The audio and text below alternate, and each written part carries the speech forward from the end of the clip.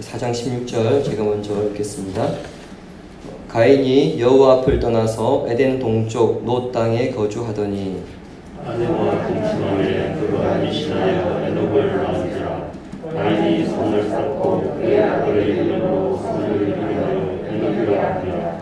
에녹이 이랏을 낳고 이랏은 머후야엘을 낳고 머후야엘은 머드사일을 낳고 머드사일은 라멕을 낳았더라. 라멕이 두 아들을 맞이하였으니 하나의 이름은 아다요 하나의 이름은 시라였더라. 아다는 야발을 낳았으니 그는 장막에 거주하며 가축을 치는 자의 조상이 되었고 그의 아들의 이름은 유발이니 그는 수금과 등수를 잡는 모든 자의 조상이 되었으며 실라는 두발 가인을 낳았으니 그는 구리와 쇠로 여러 가지 기구를 만드는 자요 두발 가인의 누이는 나아마였더라. 라멕이 아내들에게 이르되 아다와 실라여 내 목소리를 들으라.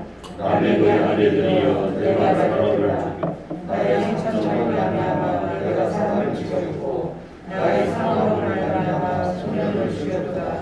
가인을 위하여는 벌이 7배 1진데 라멕을 위하여는 벌이 77배 1이로다 하였더라. 아담이 다시 자기 아내와 동침함에 그가 아들을 낳아 그 이름을 셋이라 하였으니 이는 하나님이 내게 가인이 죽인 아벨의 대신에 다르식을 주셨다 하며 셋도 아들을 낳고 그의 이름을 에노스라 하였으며 그때의 사람들이 비로소 여호와 이름을 불렀더라. 아멘. 여러분 옛말에 피는 못 속인다 이런 말이 있습니다. 자식은 부모를 닮아간다 이런 뜻인데 여러분 이 말이 부정적으로 들리십니까? 아니면 긍정적으로 들리십니까? 사실 이 말 자체는 중립적인 의미입니다. 이 말 자체는 중립적인 의미입니다. 자녀가 바르게 자랐으면 이것은 긍정적인 어투고요. 반대로 문제가 있으면 부정적인 어투죠. 중요한 것은 자녀를 통해서 그 부모의 모습이 보인다는 것이고 또 부모를 통해서 자녀의 모습을 볼 수 있다는 것입니다. 작년 11월 12일 중앙일보에 이런 기사가 있었습니다.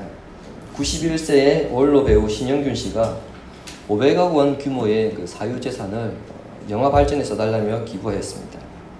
그 기사에서 자신은 독실한 기독교 집안에서 태어나 술, 담배, 여자, 도박을 멀리하였고 딸에게는 자신이 죽을 때에 40-50년 동안 써왔던 그 손때 묻은 성경책을 함께 묻어달라고 하였습니다.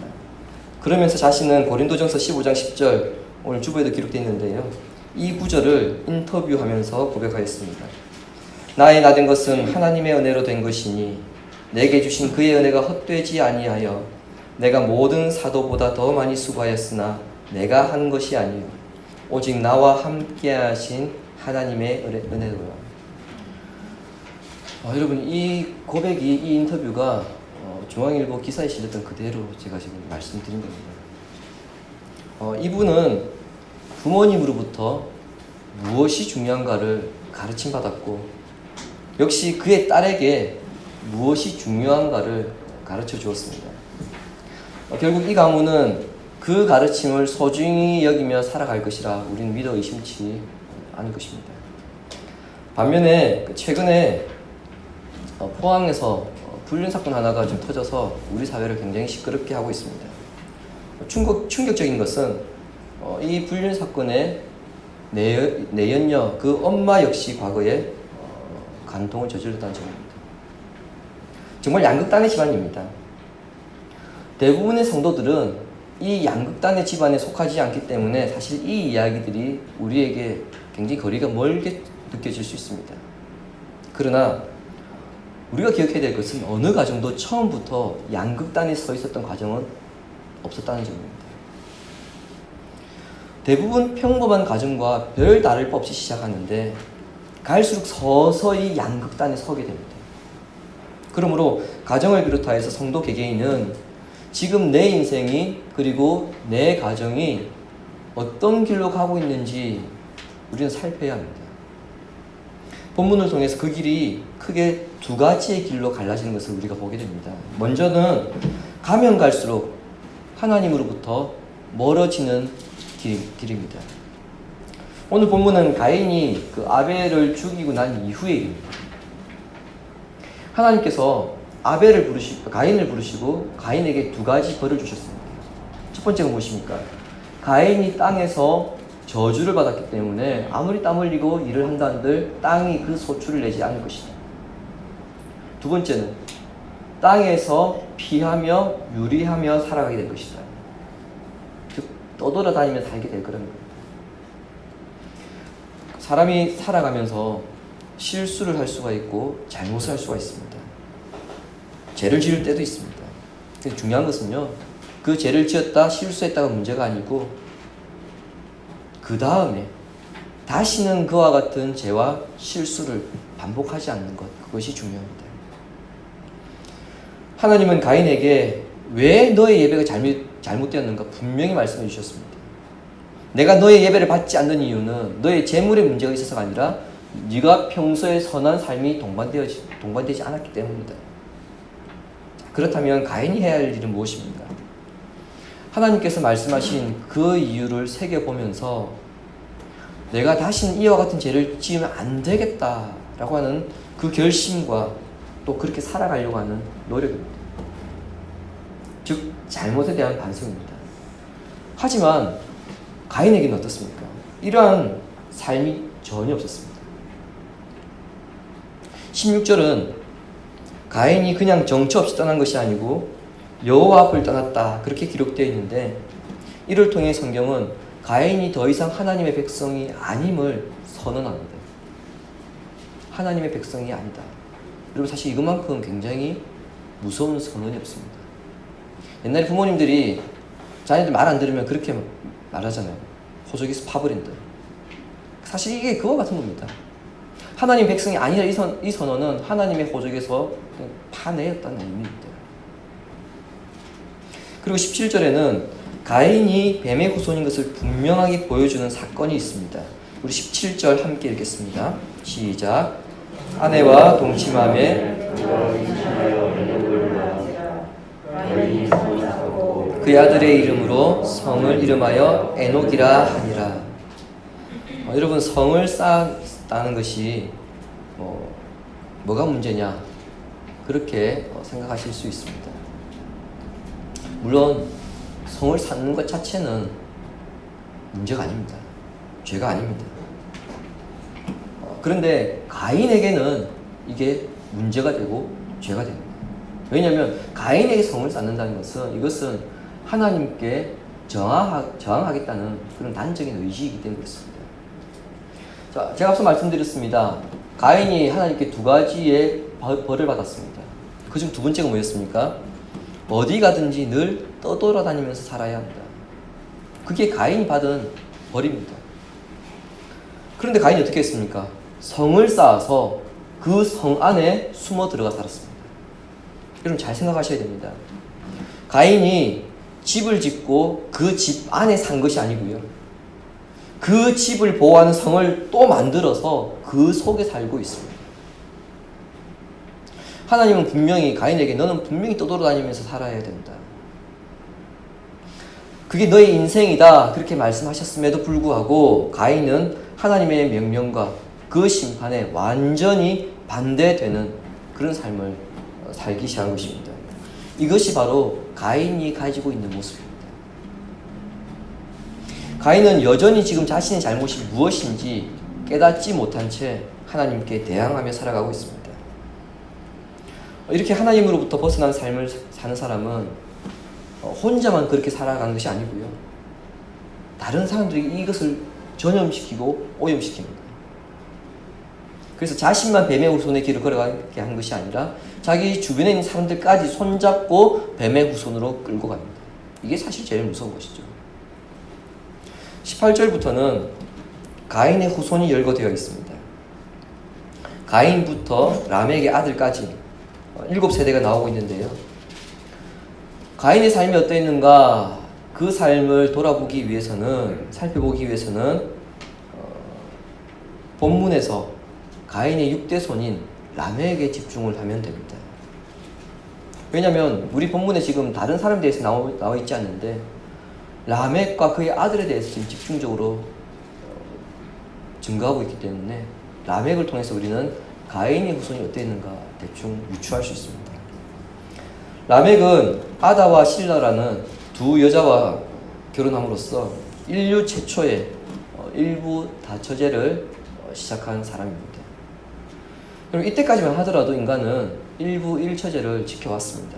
하지만 죄가 깊어감에 따라서 하나님께서 인류 최초의 그 부부를 축복하시면서 한 남자가 한 여자와 한 몸을 이루는 이 명령을 거역하기 시작합니다.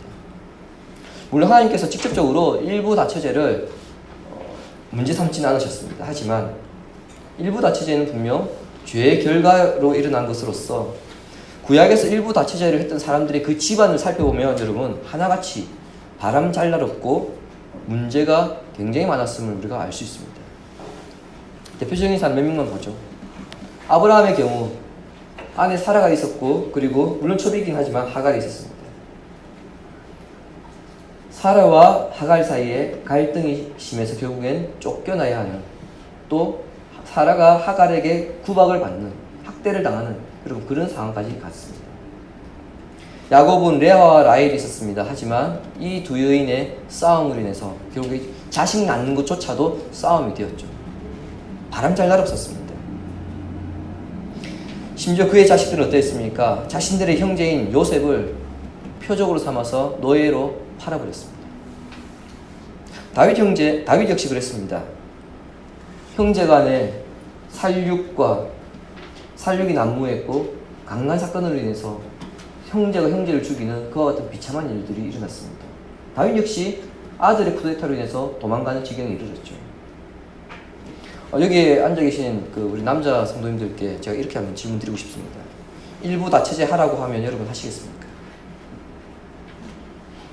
물론 지금 마나님 눈치를 보시느라 당연히 그렇게 답변을 못 하시겠지만 요즘은 여성 파워가 대세인 시대라 한 분도 무서운데 굳이 두 분 이상 모시는 것은 자폭하는 것이기 때문에 일부 다처제 하라고 해도 여러분 안 하실 겁니다.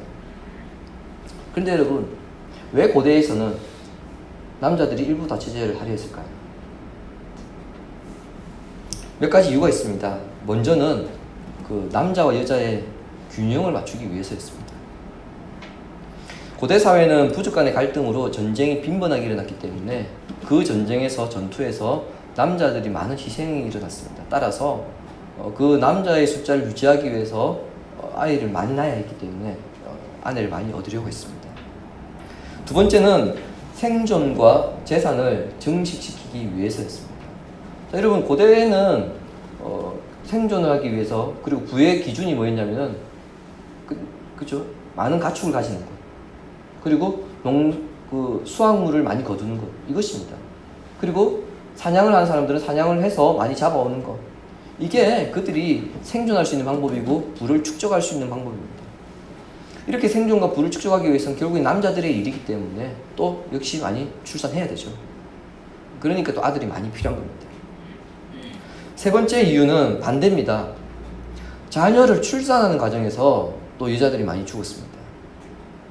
그러므로 아내를 열어두어서 이러한 위기들을 대응하기 위해서 일부 다처제를 하려고 했던 것입니다. 근데 결국 여러분 이 몇 가지 이유가 있었지만 이러한 이유를 토대로 일부 다처제를 하려고 했던 것은 결국 하나님께서 주시는 은혜와 복에 만족하는 삶을 살지 않겠다는 그런 표명입니다. 그리고 내 힘으로 현재의 모든 어려움과 위기들을 이겨나가겠다. 그 의지가 일부 다처제를 통해서 나타나는 것이죠. 또 한 가지, 라멕이 그의 아내에게 한 말을 보시기 바랍니다. 23절, 24절 우리 함께 읽겠습니다. 시작. 라멕이 아내들에게 이르되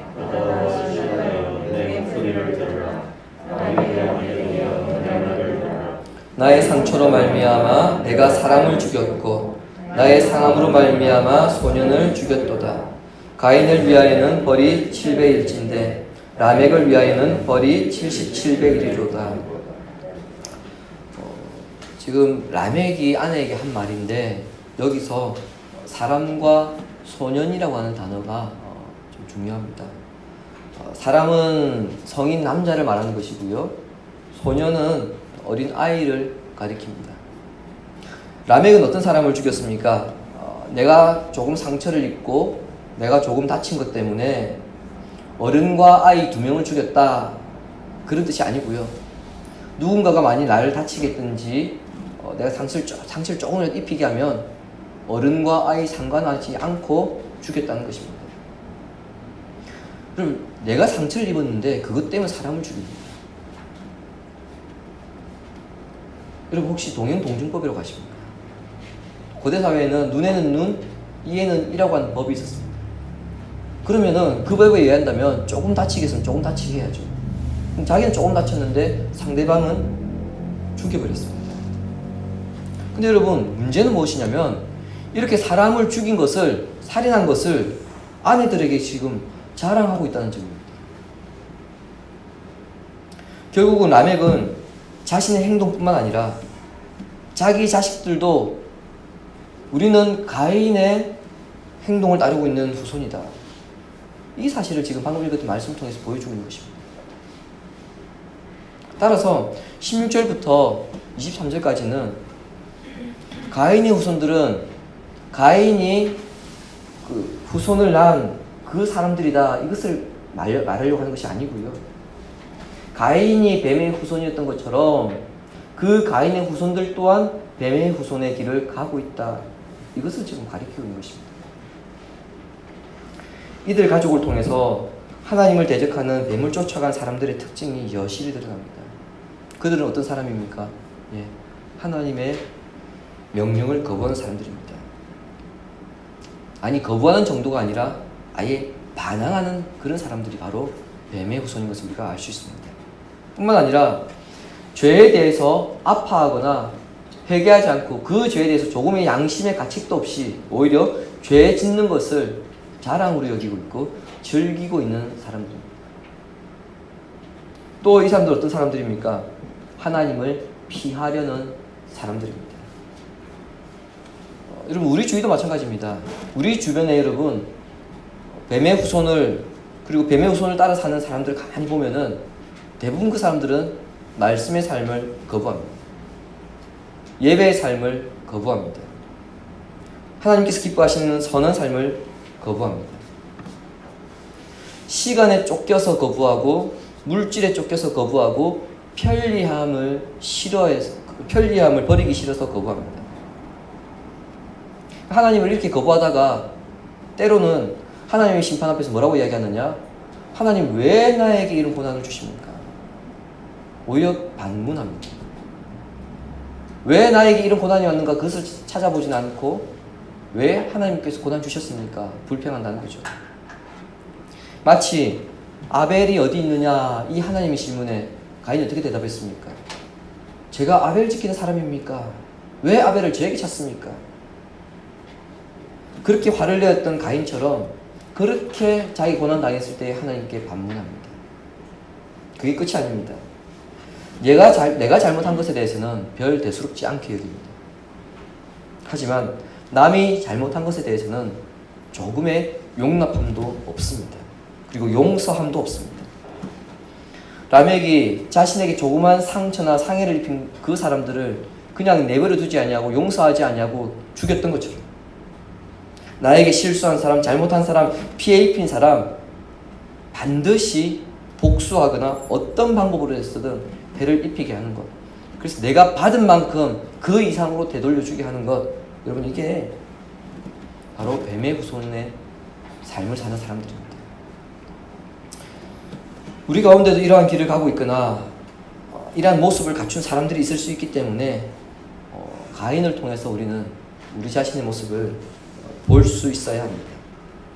두 번째 보게 되는 길은 하나님을 찾는 사람들의 길입니다. 아벨이 죽었습니다. 죽고 난 다음에 하나님께서 아담과 하와 부부에게 아벨 대신에 또 다른 아들을 주셨는데 그 아들의 이름은 셋입니다. 셋을 낳은 뒤 하와의 고백입니다. 25절 보십시오. 아담이 다시 자기 아내와 동침하매 그가 하와를 가리킵니다. 하와가 아들을 낳아 그의 이름을 아들의 이름을 셋이라 하였으니 하와의 말입니다. 이는 하나님께서 나에게 가인이 죽인 아벨 대신에 다른 아들을 주셨다 함이며, 하나님께서 나에게 죽은 아들 대신 다른 아들을 주셨다. 여러분, 이게 우리 성경은 그가 이르되 이렇게 되어 있는데, 여기서 말하는 그는 아담이 아니라 하와를 가리킵니다. 여러분, 하와가 가인을 낳을 때만 해도 기세등등했습니다. 4장 1절에 잘 나와 있잖아요. 가인 낳고 뭐라고 했습니까? 내가 여호와로 말미암아 아들을 낳았다. 이것은 제가 2주 전에 말씀드렸지만, 내가 여호와를 낳았다, 내가 여호와와 함께 아들을 낳았다, 내가 여호와의 도움으로 아들을 낳았다, 여러 가지 해석을 할 수 있다고 제가 말씀을 드렸습니다. 어떻게 해석하든 이때까지만 하더라도 하와는 자신 마치 그 창조주와 견줄 만한 능력을 가진 것처럼 그렇게 생각하고 있었습니다. 교만이죠. 하지만 가인이 아벨을 죽인 일을 겪으면서 하와가 깎여서 그리고 낮아져서 많이 겸손해진 모습이 25절에 나타나고 있습니다. 뭐라고 말씀합니까? 내가 낳은 것이 아니라 하나님께서 주셨다. 가인을 낳을 때까지만 해도 내가 낳은 겁니다. 그런데 이제는 어떻게 바뀌었습니까? 내가 낳긴 낳았는데 이 아들은 하나님께서 주셨다는 겁니다. 여러분, 유아 세례를 우리가 그런 마음으로 유아 세례를 주는 겁니다. 여러분, 그 아이의 믿음이 뭐가 있습니까? 없습니다.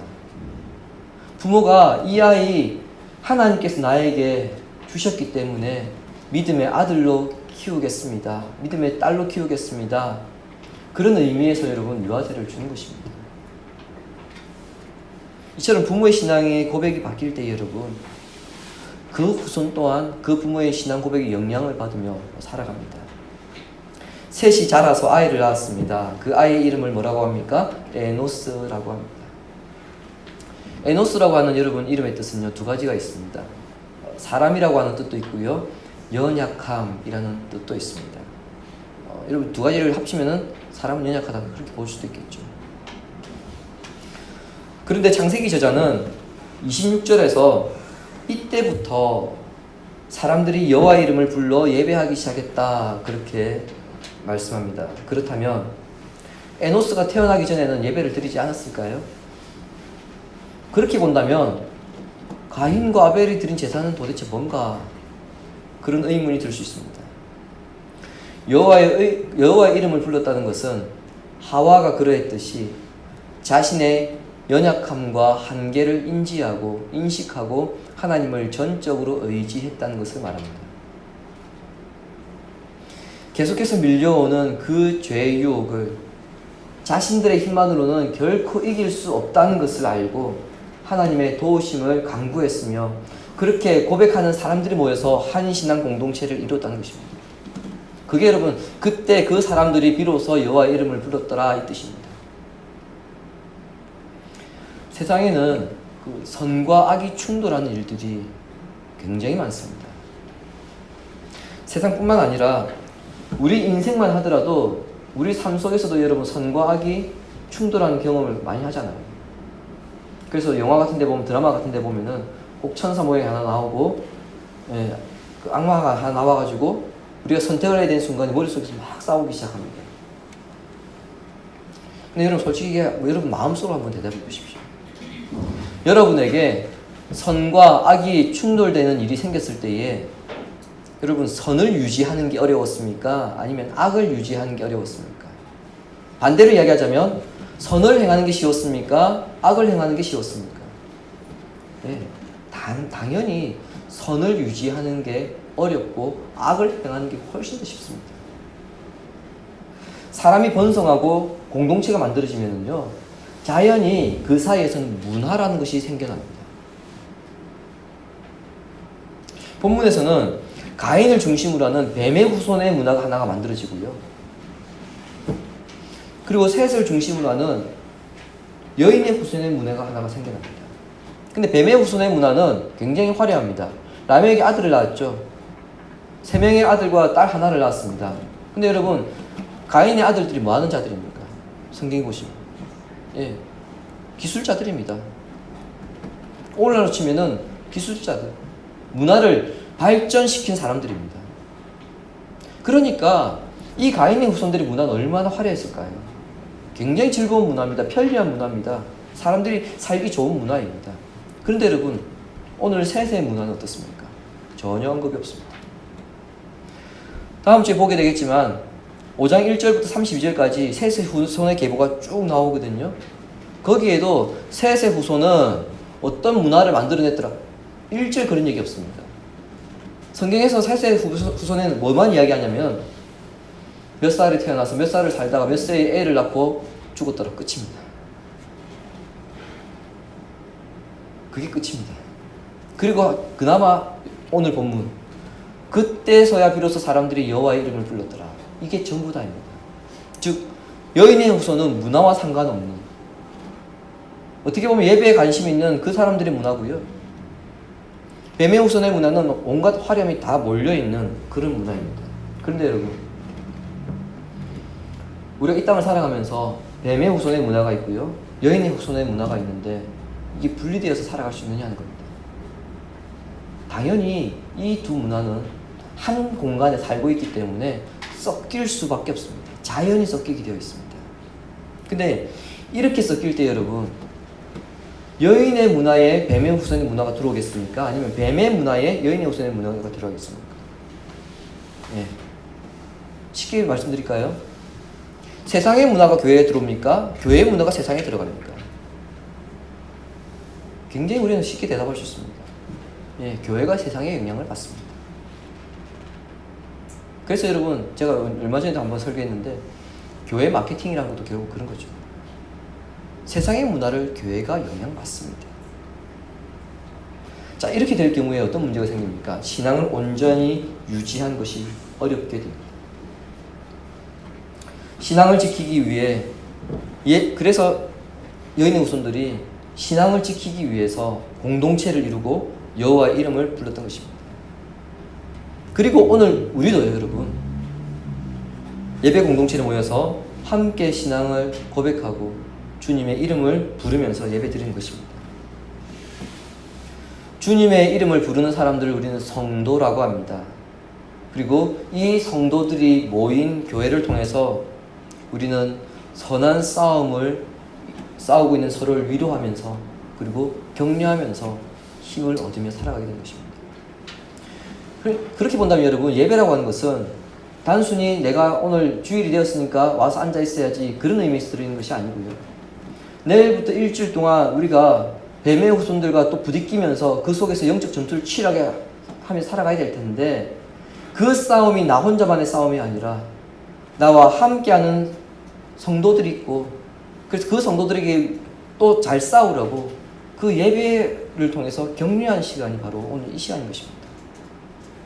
그렇게 볼 때 여러분, 이 싸움이 나 혼자가 아니구나, 우리는 그 힘을 얻게 되는 것이죠. 결국 우리가 여자의 후손의 길을 계속 걸어가기 위해서는 신앙 공동체에서 하나님의 이름을 부르고 예배드리는 삶을 살아야 하고 계속되어야 합니다. 현실의 유혹 때문에, 희생해야 하는 것 때문에, 헌신 때문에, 불편함 때문에, 이러한 이유로 신앙 공동체를 멀리하고 예배의 삶을 우리가 멀리하게 된다면 결국 여자의 후손의 길을 걸어갈 수 없습니다.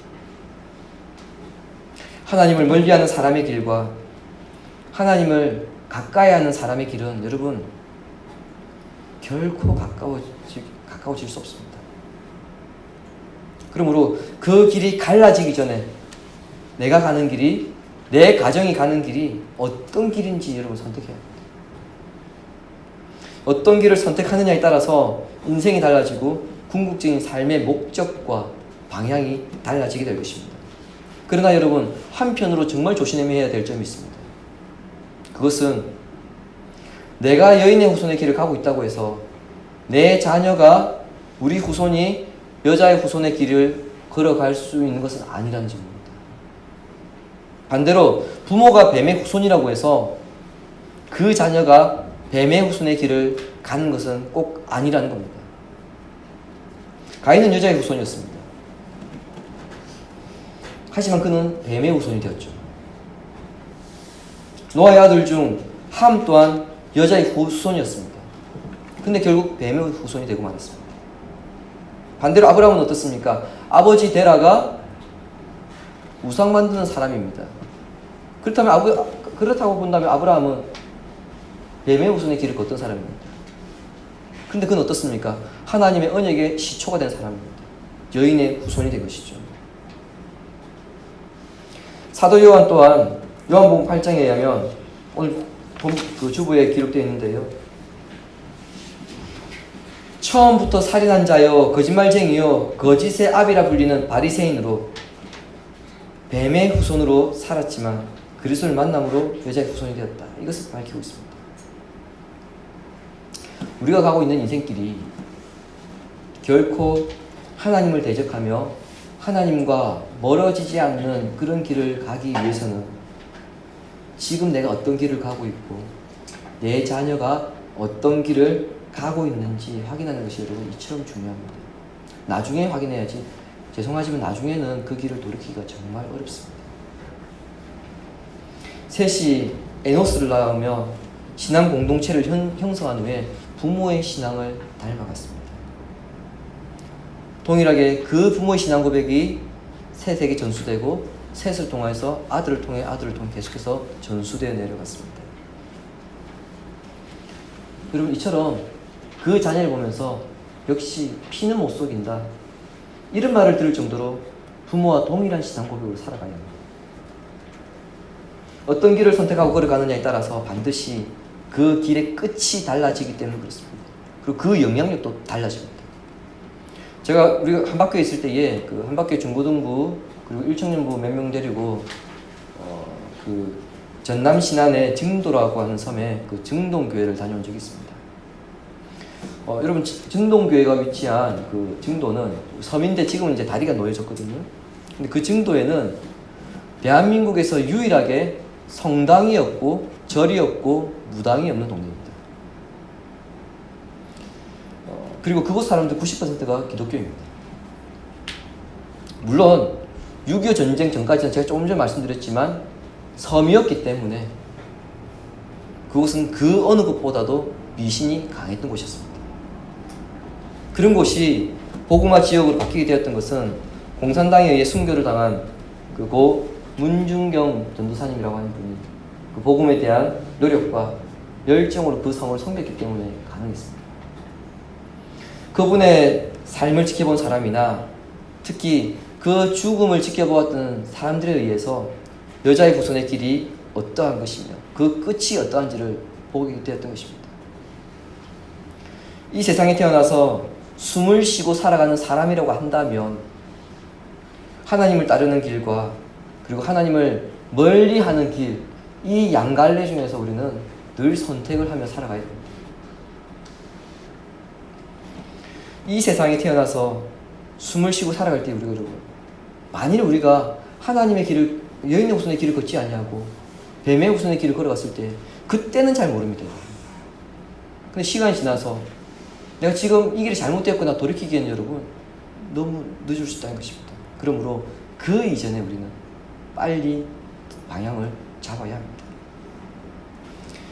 하나님의 말씀을 외면하며 사는 것이 좀 더 자유롭고 그리고 편하게 보이고요.